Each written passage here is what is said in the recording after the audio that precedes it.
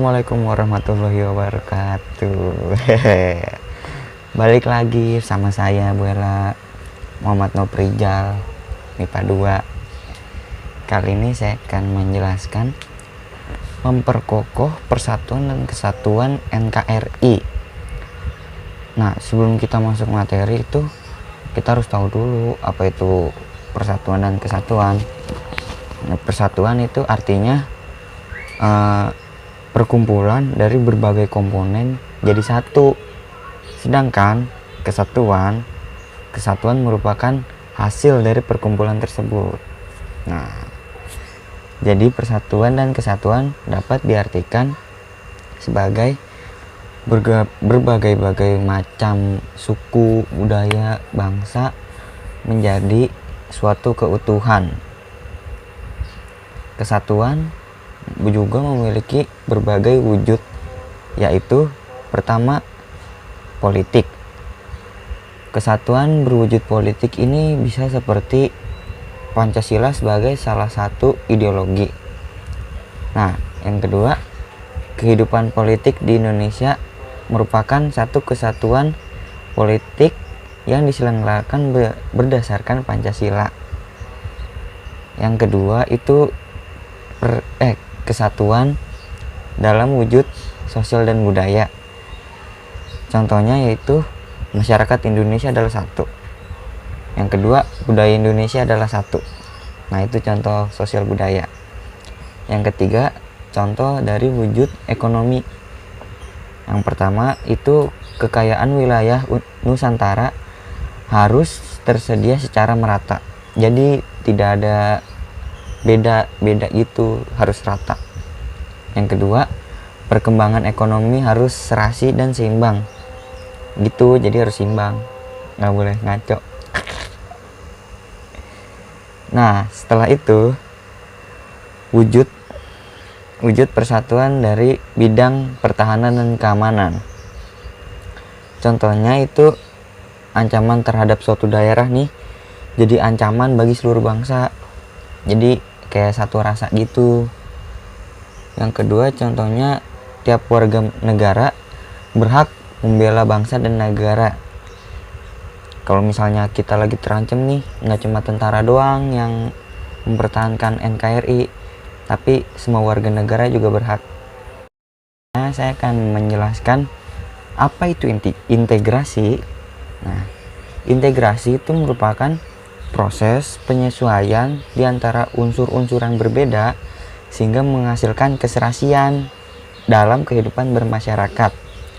Faktor yang mendorong integrasi yaitu 1.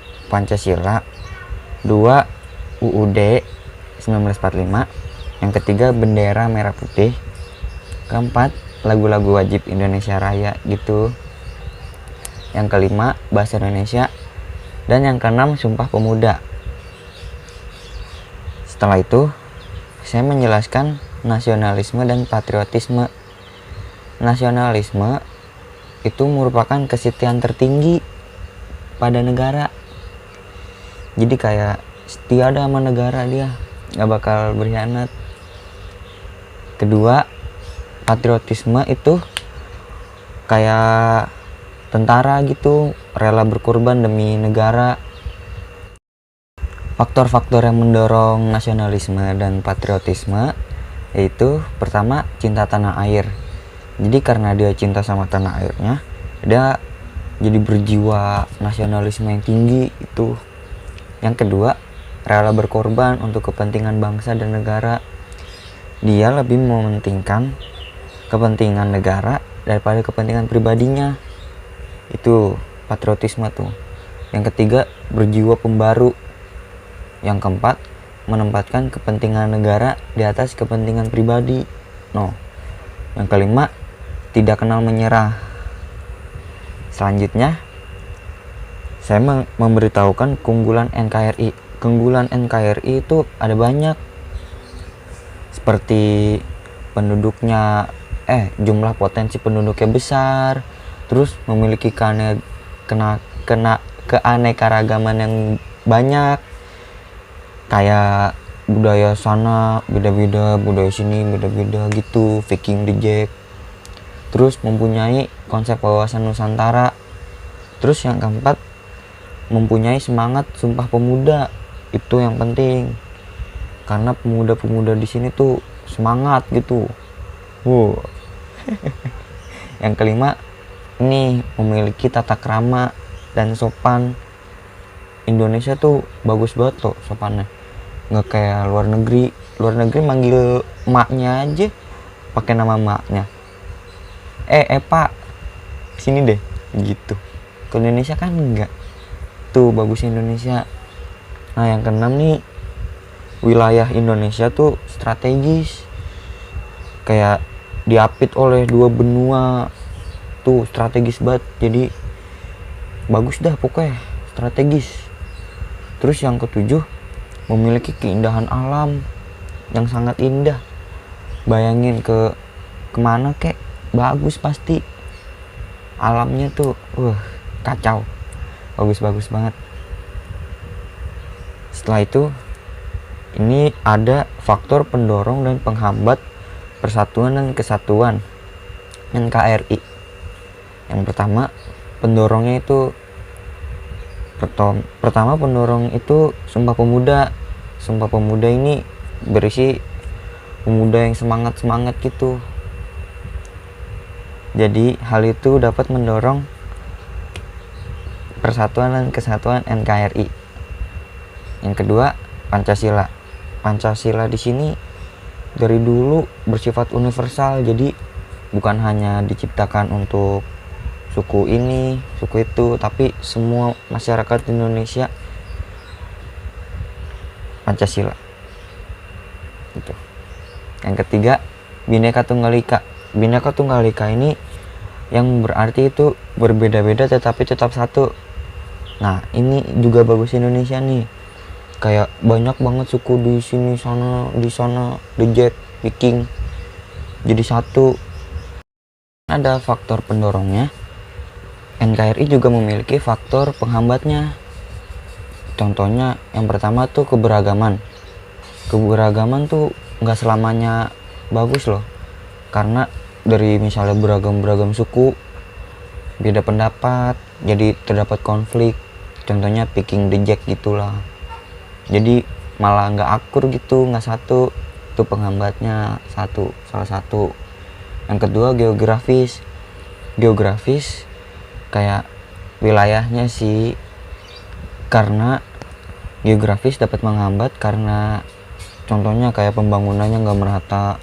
Misalnya di Jakarta lebih bagus gitu, di Papua kagak, tuh bisa menimbulkan konflik.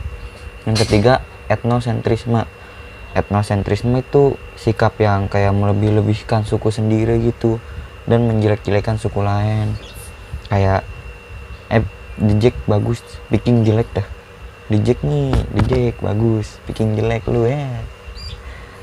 Terus selanjutnya itu melemahnya nilai budaya. Melemahnya nilai budaya itu bisa dari pengaruh asing, budaya asing gitu. Jadi nilai budaya kita sendiri juga kurang. Selanjutnya, cara menjaga keutuhan NKRI.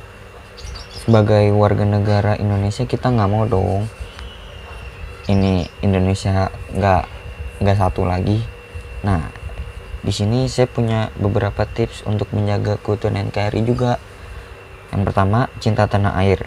Kita tuh harus cinta tanah air kita. Kalau nggak cinta nanti hancur. Yang kedua, membina persatuan dan kesatuan. Kita tuh nggak boleh banyak berantem gitu loh. Jadi harus yang diutamain tuh satu gitu, nggak boleh konflik. Yang ketiga, rela berkorban.